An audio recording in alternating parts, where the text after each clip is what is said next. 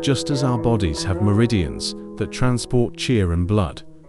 The great earth beneath our feet also has invisible energy pathways that transport earth qi. In the ancient wisdom of Feng Shui, we view these undulating mountain ranges and winding rivers as great dragons roaming across the land, and the energetic paths they form are the dragon's veins.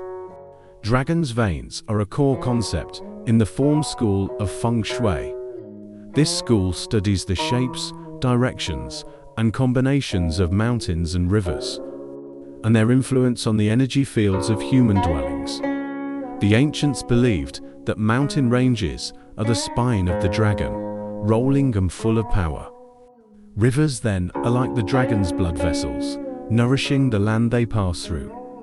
When a dragon's vein is vibrant and gracefully meandering, the land it embraces is an acupuncture point where qi gathers and is protected. This is the most ideal place for a dwelling. The capital cities of imperial dynasties like Beijing, Nanjing, and Shan were all built on land believed to be protected by powerful dragon's veins.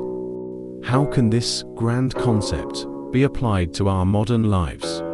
Its wisdom is intended to teach us to observe our environment from an energetic perspective.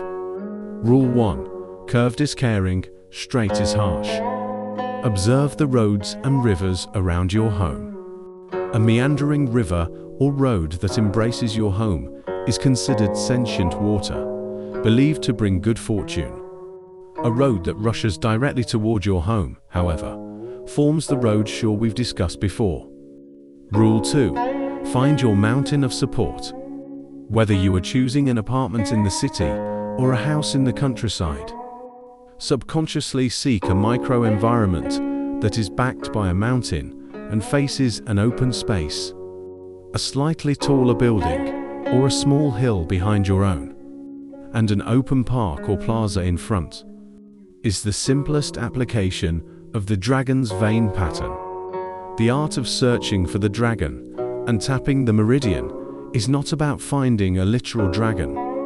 It is about finding that optimal point where humanity and nature can resonate in harmony. This reverence for the earth's energy and the wisdom of seeking harmony is the most precious legacy that Feng Shui has left us. May you walk in harmony with the Tao, and may all your endeavors unfold with ease. In our next episode, we will enter the beautiful and healing realm of aromatic energy. Thank you for watching.